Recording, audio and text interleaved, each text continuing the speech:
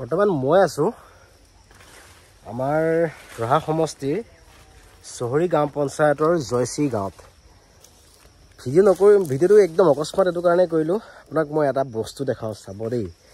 আজিৰ সময়ত ৰাস্তাৰ কণ্ডিশ্যন চিটুৱেশ্যন প্ৰায় এতিয়া মই আহিলোঁ প্ৰায় 300 মিটাৰমান আহিলোঁ। এটা কেনেকুৱা মানে দুৰৱস্থা, এইখিনি জয়শ্ৰী বুলি কয়।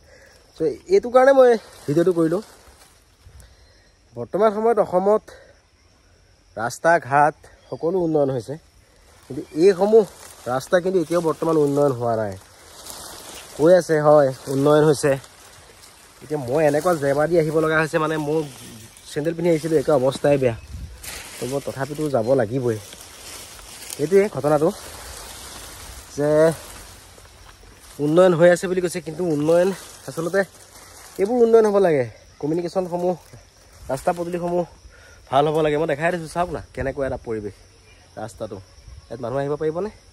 এতিয়া অকস্মাত যদি মেডিকেল কিবা ইমাৰ্জেঞ্চি হৈ যায়, কি কণ্ডিশ্যন হ'ব এই মানুহখিনিৰ? বহুখিনি মানুহ আছে, তেওঁলোকে প্ৰতিটো সময়তে জনপ্ৰতিনিধিসকলক জিকাই আহিছে।